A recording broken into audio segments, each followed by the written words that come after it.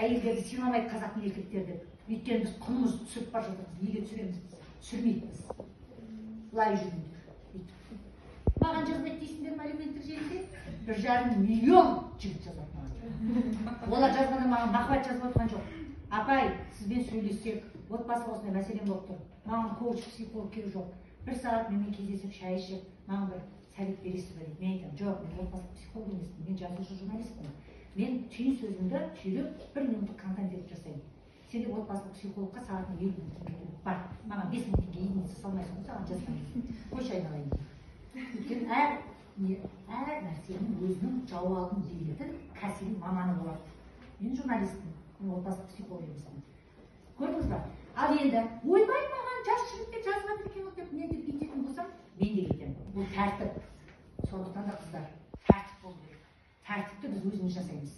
Өзімізге деген құрметті өзіміз алып көреміз. Егер біз былай жүретін болсақ, басқа ұлтқа мүлдем қарамаңдар. Өтіп кетсін олар. Қарама, неге қарайсың?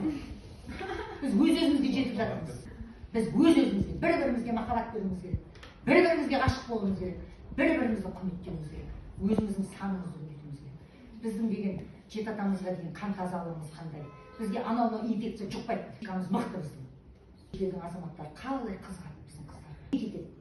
Рахатымызды өзіміздің жігіттер көрсін. Өзіміздің ұлтымыз көрсін. Сондықтан да қыздар бастарында былай жақсы оқыңдар, жақсы қызмет жасаңдар, бірінші жерде қызмет жасап, ақшаны көп тауып бүйтіп жүріңдер. Келі күйеуді тезім, қана бір еркекке иілесің, басыңды сәл ғана иілесің, болды. Қалған нәрсені құрып.